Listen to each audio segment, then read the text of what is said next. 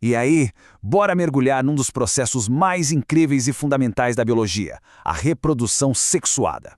Ela que garante toda a diversidade e a continuidade da vida do jeito que a gente conhece.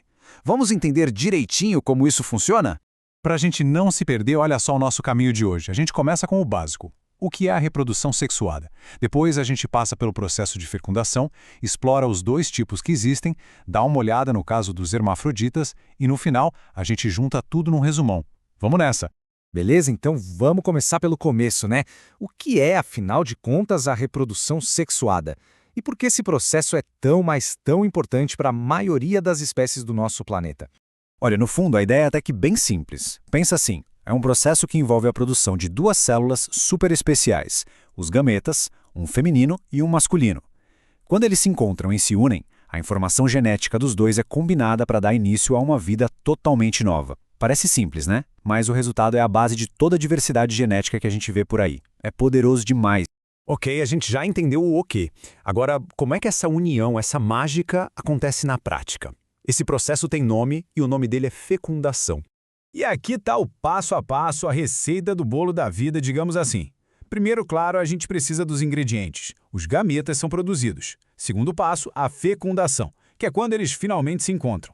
Daí, no terceiro passo, essa união forma o zigoto, que é tipo a primeira célula do novo ser. E por último, o quarto passo, o desenvolvimento.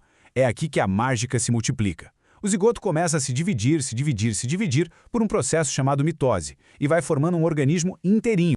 Mas se a gente acha que a história acaba aqui, tá muito enganado. A natureza, como sempre, é super criativa.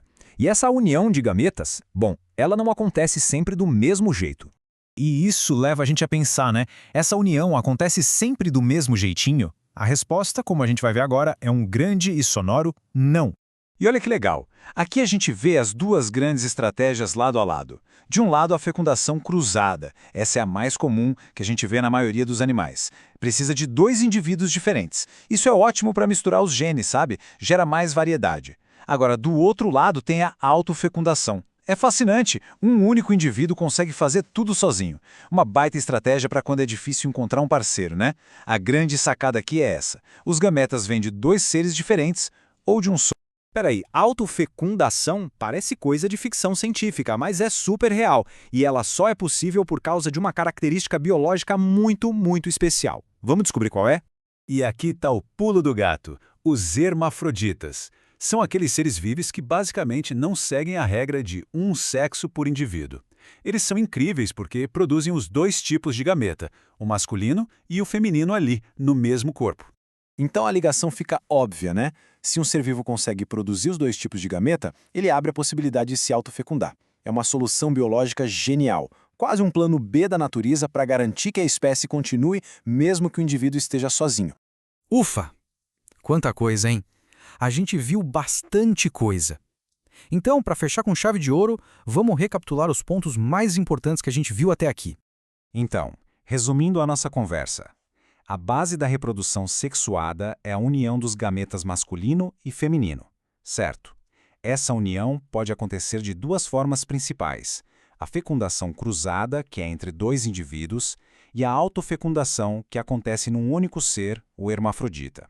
São duas estratégias, dois caminhos diferentes, mas com o mesmo objetivo: garantir que a vida continue. E para terminar, fica aqui uma provocação para a gente pensar um pouco mais. A gente viu esses dois caminhos, a fecundação cruzada e a autofecundação, ambos levando à continuidade da vida.